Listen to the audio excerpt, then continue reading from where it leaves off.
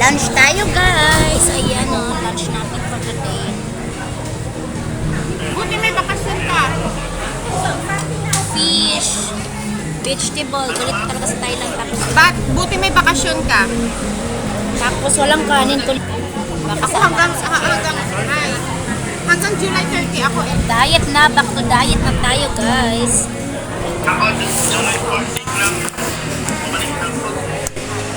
Mahaba-haba yung bakasyon ko. Parang kayo isang buwan. July 30 pa ako. Oh, 2 months ba? Or 1.5? Sarap buhay no. Sarap buhay.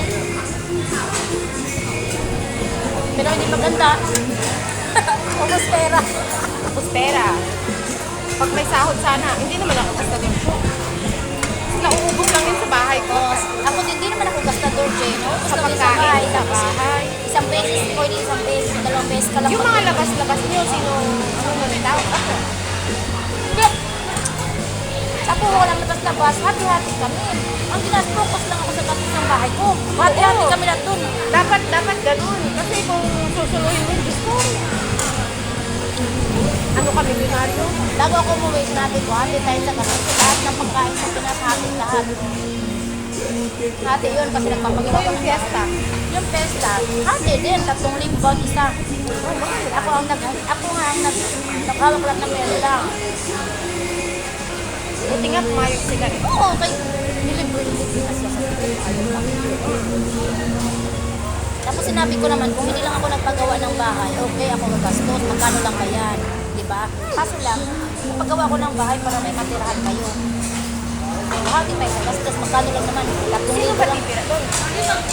Tama ko.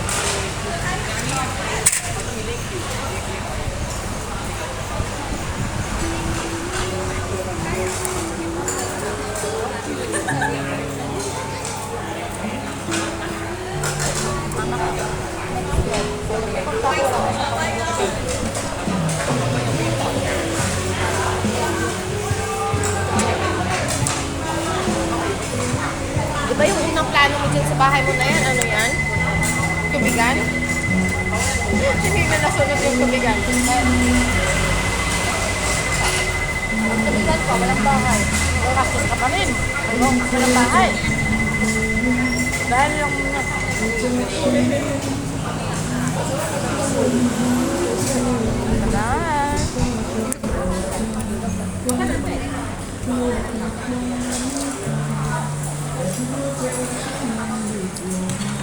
Talat siya, talat.